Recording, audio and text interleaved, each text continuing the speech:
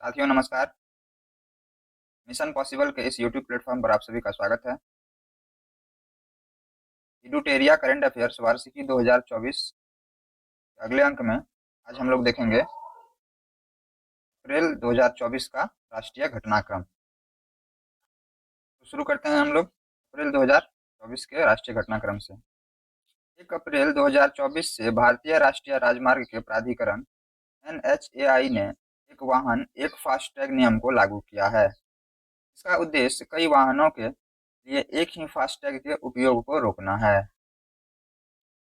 तमिलनाडु के राज्यपाल RN रवि ने परमवीर चक्र पुरस्कार विजेताओं को सम्मानित करने के लिए कांची महास्वामी विद्या मंदिर में परमवीर चक्र उद्यान का उद्घाटन किया। इस उद्यान में 21 परमवीर चक्र पुरस्कार विजेताओं की मूर्तियां प्रदर्शित की गई है। फ्रांसीसी वाहन निर्माता कंपनी सिट्रोएन इंडोनेशिया में मेड इन इंडिया के तहत भारत से इलेक्ट्रिक वाहन का निर्यात करने वाली पहली बहुराष्ट्रीय कंपनी बन गई है। हाल ही में बिहार के पटना जीपीओ ने दुनिया के पहले डाक टिकट कॉपर टिकट के 250वें स्थापना वर्ष का जश्न मनाया। उत्तर प्रदेश सरकार ने इको टूरिज्म को बढ़ावा देने के लिए चित्रकूट के तुलसी झरने पर राज्य के पहले ग्लास स्काई वॉक ब्रिज को शुरू किया। सार्वजनिक उद्यम विभाग द्वारा भारतीय नवीकरणीय ऊर्जा विकास एजेंसी को नवरत्न का दर्जा दिया गया।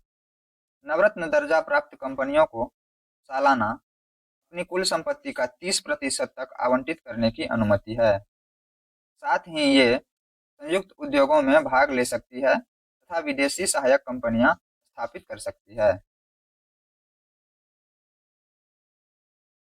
LIC ने अपने ग्राहकों के लिए जीवन समर्थ परियोजना की शुरुआत की है ताकि वह अपने ग्राहकों की बदलती जरूरतों को पूरा करने में सक्षम हो। पंजाब सरकार ने लोगों को चुनाव संबंधी जानकारी प्रदान करने के लिए बूथ राबता नामक वेबसाइट लॉन्च की है। वर्ष 2024 में लोकसभा चुनाव में पहली बार ऐतिहासिक वोटिंग करने वाली सोम्पेन जनजाति का संबंध अंडमान निकोबार से है।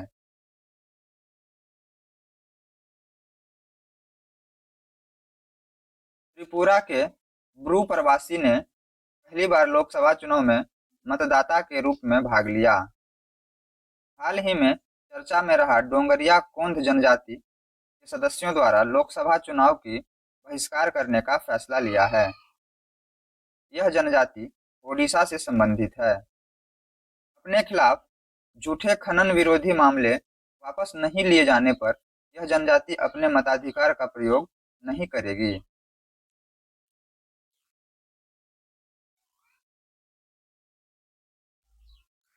हाल ही में भारत में पहली बार अरुणाचल प्रदेश के टेल वैली वन्यजीव अभयारण्य में तितली की एक दुर्लभ प्रजाति की खोज की गई है जिसका नाम नेप्टिस फिलारा है। 22 अप्रैल को पृथ्वी दिवस के अवसर पर CSIR ने नई दिल्ली में CSIR मुख्यालय भवन पर भारत की सबसे बड़ी जलवायु घड़ी स्थापित की है। इसका उद्देश्य जलवायु परिवर्तन तथा इसके कुप्रभावों के बारे में जागरूकता फैलाना है। रिलायंस जियो डेटा ट्रैफिक के मामले में चाइना मोबाइल को पीछे छोड़कर दुनिया का सबसे बड़ा मोबाइल ऑपरेटर बन गया है। 21 अप्रैल 2024 को प्रधानमंत्री नरेंद्र मोदी ने नई दिल्ली में 2550वें भगवान महावीर निर्वाण महोत्सव का उद्घाटन किया। हाल ही में पश्चिम एशियाई देश ईरान तथा इजराइल के बीच बढ़ते तनाव के मध्य भारत सरकार द्वारा इन देशों की यात्रा को लेकर गाइडलाइन जारी किया गया है तथा इनकी यात्रा न करने की सलाह दी गई है। भारत सरकार द्वारा यह गाइडलाइन तब जारी की गई है जब इजराइल द्वारा सीरिया में ईरान के वाणिज्यिक दूतावास पर हमला किया गया। इसके दौरान ईरानी सैन्य कमांडरों की मौत हो गई। इस हमले के प्रतिक्रिया स्वरूप ईरान ने भी इजराइल पर 330 मिसाइल और ड्रोन से हमला किया। Himachal Pradesh cricket association stadium hybrid pitch तकनीक का उपयोग करने वाला भारत का पहला स्टेडियम बन गया है। हाल ही में विश्व व्यापार संगठन (WTO) द्वारा जारी डिजिटल सेवा निर्यात रैंकिंग में भारत चौथे स्थान पर है। भारतीय प्रधानमंत्री श्री नरेंद्र मोदी हाल ही में प्रसिद्ध अमेरिकी मैगजीन न्यूज़वीक के कवर पेज पर छपने वाले दूसरे भारतीय प्रधानमंत्री बन गए हैं। न्यूज़वीक के कवर पेज पर छपने वाली प्रथम भारतीय प्रधानमंत्री श्रीमती इंदिरा गांधी थी। हाल ही में केंद्र सरकार द्वारा केंद्रीय गृह सचिव राजीव गाबा की अध्यक्षता में LGBTQ+ समुदायों के कल्याण पर एक समिति गठित किया गया है। केंद्र सरकार द्वारा इस समिति का गठन सुप्रियो चक्रवर्ती बनाम भारत सरकार मामले 2023 में उच्चतम न्यायालय द्वारा दिए गए सुझाव के अंतर्गत किया गया है। हाल ही में महिला एवं बाल विकास मंत्रालय द्वारा राष्ट्रीय शिक्षा नीति 2020 के अनुरूप आधारशिला नाम से प्रारंभिक बचपन देखभाल और शिक्षा के लिए राष्ट्रीय पाठ्यचर्या 2024 लॉन्च किया गया है। द सिल्वर इंस्टीट्यूट के 2024 वर्ल्ड सिल्वर सर्वे के अनुसार वेदांता समूह की सहायक कंपनी हिंदुस्तान जिंक लिमिटेड दुनिया की तीसरी सबसे बड़ी चांदी उत्पादक कंपनी बन गई है। हाल ही में जारी एक रिपोर्ट के अनुसार पर्यावरण संरक्षण के क्षेत्र में केंद्र सरकार द्वारा शुरू किए गए ग्रीन क्रेडिट प्रोग्राम (GCP) के प्रभावी क्रियान्वयन में मध्य प्रदेश शीर्ष स्थान पर है। विगत 2 माह में हरित ऋण कार्यक्रम ने 10 राज्य में फैले 4,980 हेक्टेयर क्षेत्र में 500 भूमि पार्सल में हरियाली वाले वृक्षारोपण की पहल की है। हाल ही में भारतीय ऐतिहासिक अभिलेख आयोग द्वारा अपना नया लोगो और आदर्श वाक्य जारी किया है। नया आदर्श वाक्य है, यत्र इतिहासं भविष्यायां संरक्षितः। संयुक्त राष्ट्र जनसंख्या कोष UNFPA द्वारा हाल ही में विश्व जनसंख्या स्थिति 2024 रिपोर्ट पेश किया गया है। रिपोर्ट के प्रमुख बिंदु: भारत 144.17 करोड़ की आबादी के साथ वैश्विक स्तर पर सर्वाधिक आबादी वाला देश है। भारत की कुल जनसंख्या का लगभग 24% 1 से 14 आयु वर्ग में है। इस रिपोर्ट में भारत की जनसंख्या 77 वर्षों में दोगुनी होने का अनुमान व्यक्त किया है। हाल ही में शिपिंग मंत्रालय द्वारा केरल में अदानी समूह द्वारा विकसित विझिंजम पोर्ट को भारत के पहले ट्रांसशिपमेंट पोर्ट के रूप में मंजूरी दिया गया है। यह पोर्ट देश का पहला पूर्ण विकसित गहरे पानी का ट्रांसशिपमेंट बंदरगाह है। ट्रांसशिपमेंट बंदरगाह रास्ते में आने वाले जहाज़ों के बीच माल को अंतिम गंतव्य तक पहुंचाते हैं। 23 अप्रैल को मणिपुर द्वारा खोंगजोम दिवस मनाया गया। यह दिवस वर्ष 1891 में खोंगजोम में मणिपुर द्वारा अंग्रेजों के खिलाफ युद्ध में शहीद नायकों की याद में मनाया जाता है। हाल ही में डिजिटलीकरण के माध्यम से कृषि ऋण देने में क्रांति लाने के उद्देश्य से नाबार्ड तथा RBI इनोवेशन हब द्वारा सहयोग के लिए हाथ मिलाया गया है। भारतीय प्रौद्योगिकी संस्थान IIT रुड़की के शोधकर्ताओं द्वारा दुनिया के सबसे बड़े सांपों में से एक जीवाश्म की खोज की सूचना गुजरात के एक लिग्नाइट खाद्यान्न से दिया गया है। गुजरात में लगभग 4.7 करोड़ वर्ष पहले रहने वाले सांप की प्राचीन प्रजाति का नाम वासुकी इंडिकस है। हाल ही में भारत सरकार द्वारा 6 पड़ोसी देश Bangladesh, UAE, Bhutan, Bahrain, Mauritius और श्रीलंका को 99,150 मीट्रिक टन प्याज के निर्यात की अनुमति दी है। हाल ही में भारतीय बीमा नियामक और विकास प्राधिकरण IRDAI ने 25 और 26 अप्रैल को हैदराबाद में बीमा मंथन के 6ठे संस्करण का आयोजन किया है। भारतीय बीमा विनियामक और विकास प्राधिकरण भारत में बीमा क्षेत्र का शीर्ष नियामक संस्था है। इसकी स्थापना भारत सरकार द्वारा 1999 में बीमा क्षेत्र सुधार पर गठित आर.एन. मल्होत्रा समिति की सिफारिश पर की गई है। हाल ही में एसोसिएशन फॉर डेमोक्रेटिक रिफॉर्म्स बनाम इलेक्शन कमीशन ऑफ इंडिया और अन्य के मामले में सुप्रीम कोर्ट ने फैसला सुनाते हुए चुनाव में सुरक्षा उपायों के साथ इलेक्ट्रॉनिक वोटिंग मशीन ईवीएम के उपयोग को वैध ठहराया है। जस्टिस संजीव खन्ना और जस्टिस दीपांकर दत्ता समेत सुप्रीम कोर्ट की 2 जजों की बेंच ने यह फैसला सुनाया।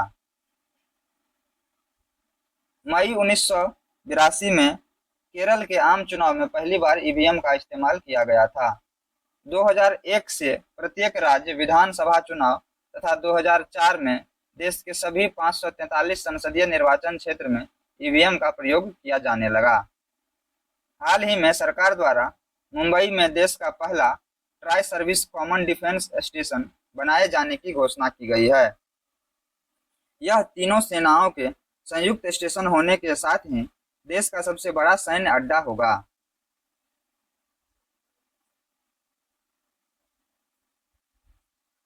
हाल ही में 26 मार्च से 8 अप्रैल के मध्य गोवा में शिग्मोत्सव 2024 का भव्य आयोजन किया गया। शिग्मोत्सव 2024 में बसंत के मौसम को होली और कार्निवल परंपराओं के साथ चिन्हित करता है। हाल ही में उड़ीसा का पारादीप बंदरगाह कार्गो वॉल्यूम के मामले में भारत का सबसे बड़ा बंदरगाह बन गया है। हाल ही में भारत की राष्ट्रपति द्रौपदी मुर्मू द्वारा आईआईटी बॉम्बे में कैंसर के लिए भारत का पहली घरेलू जीन थेरेपी लॉन्च किया गया है। भारत की पहली नेक्स CAR-19 CAR-T थेरेपी को आईआईटी बॉम्बे और टाटा मेमोरियल अस्पताल के सहयोग से विकसित किया गया है। हाल ही में अडानी ग्रीन एनर्जी लिमिटेड ने गुजरात के विशाल खाबड़ा सोलर पार्क में 2000 मेगावाट की सौर क्षमता स्थापित करने के साथ ही 10,000 मेगावाट से अधिक नवीकरणीय ऊर्जा क्षमता वाली भारत की पहली कंपनी बन गई है। हाल ही में विश्व डोपिंग रोधी एजेंसी वाडा द्वारा जारी एक रिपोर्ट के अनुसार वर्ष 2022 में दुनिया भर में डोपिंग उल्लंघन के मामलों की संख्या में भारत शीर्ष पर है। विश्व डोपिंग रोधी एजेंसी वाडा की स्थापना वर्ष 1999 में हुई थी। मुख्यालय है मॉन्ट्रियल, कनाडा। इनका उद्देश्य है खेल में एथलीटों द्वारा प्रदर्शन बढ़ाने वाली डोप दवाई के अनाधिकृत उपयोग के खिलाफ लड़ाई। हाल ही में जारी एक रिपोर्ट के अनुसार भारत में भौगोलिक संकेतक जीआई पंजीकृत उत्पादों की संख्या 600 से अधिक हो गई है। इस सूची में उत्तर प्रदेश सर्वाधिक 69 जीआई पंजीकृत उत्पाद के साथ शीर्ष स्थान पर है। 6 अप्रैल 2024 को तमिलनाडु के रामेश्वरम के पास भारतीय तटरक्षक बल के महानिदेशक राकेश पाल द्वारा ICGS मंडपम में भारतीय तटरक्षक बल के जलीय केंद्र का उद्घाटन किया गया है। हाल ही में भारतीय तटरक्षक बल ने एक त्वरित कार्रवाई गतिविधि को संचालित करते हुए 27 बांग्लादेशी मछुआरों को सुरक्षित बचाया है। भारतीय तटरक्षक बल के जहाज ICG अमोघ द्वारा रेस्क्यू किया गया था। 210 कृत्रिम रीफ की स्थापना मुंबई के वर्ली कोलीवारा में किया जा रहा है। इससे पहले यह पुदुचेरी में किया जा चुका है। यह पहल RPG फाउंडेशन द्वारा वित्त पोषित किया गया है, जो इसके प्रोजेक्ट नेचर समुद्री संरक्षण पहल का हिस्सा है।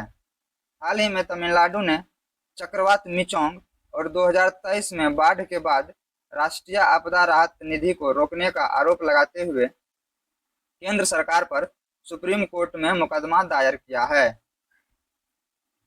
हाल ही में जारी एक रिपोर्ट के अनुसार तमिलनाडु वित्तीय वर्ष 2023-24 में भारत में इलेक्ट्रॉनिक सामान का सबसे बड़ा निर्यातक बनकर उभरा है। वर्तमान में तमिलनाडु देश के कुल इलेक्ट्रॉनिक निर्यात में 30% का योगदान देता है। हाल ही में केरल विश्वविद्यालय के पुरातत्वविदों ने गुजरात के परताबेट कच्छ में एक 5200 वर्ष पुरानी महत्वपूर्ण हड़प्पा बस्ती का पता लगाया है। हाल ही में विदेश मंत्रालय द्वारा चाबहार के बाद म्यांमार के सितवे बंदरगाह के संचालन को मंजूरी दी गई है। सितवे बंदरगाह म्यांमार में कालादान नदी पर स्थित है।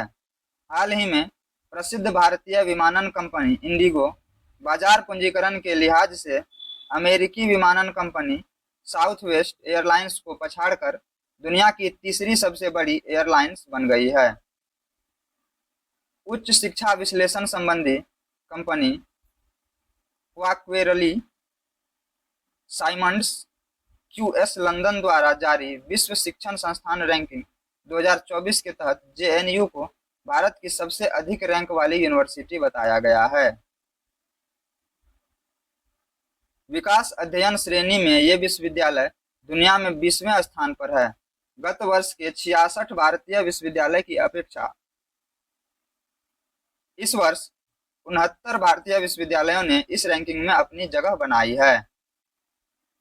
हाल ही में जेफ बेजोस के नेतृत्व वाले अंतरिक्ष स्टार्टअप ब्लू ओरिजिन ने अपने NS-25 मिशन पर जाने वाले 6 सदस्यीय दल का अनावरण किया, जिससे भारतीय गोपी थोटाकुरा भी शामिल है। गोपी थोटाकुरा भारत के पहले अंतरिक्ष पर्यटक होंगे तथा राकेश शर्मा के बाद अंतरिक्ष में जाने वाले दूसरे भारतीय होंगे। हाल ही में भारत की पहली आर्टिफिशियल इंटेलिजेंस आधारित फिल्म इराह का ट्रेलर लॉन्च किया गया है। हाल ही में 8 अप्रैल 2024 को केंद्रीय रक्षा मंत्रालय द्वारा नई दिल्ली में परिवर्तन चिंतन नामक पहली त्रिसेवा सशस्त्र बल योजना का आयोजन किया गया है। हाल ही में भारतीय मूल के तंत्रिका विशेषज्ञ डॉक्टर अश्विनी केशवन को ब्रिटेन के विश्व स्तरीय शोध दल में शामिल किया गया है। यह दल डिमेंशिया रोग का पता लगाने की दिशा में शोध करेगा। हाल ही में एनटीपीसी लिमिटेड द्वारा अपनी प्रमुख कॉरपोरेट सामाजिक जिम्मेदारी पहल बालिका सशक्तिकरण मिशन GEM का नया संस्करण लॉन्च किया है। यह कार्यक्रम भारत सरकार की बेटी बचाओ बेटी पढ़ाओ पहल के अनुरूप है। हाल ही में भारत सरकार द्वारा वित्तीय वर्ष 2024-25 के दौरान देश में कैंटिव और वाणिज्यिक कोयला ब्लॉकों से 170 मिलियन टन कोयला उत्पादन का लक्ष्य रखने की घोषणा की गई है। भारत सरकार द्वारा निर्धारित लक्ष्य 2023-24 में उत्पादित 116 मीट्रिक टन से 26% अधिक है।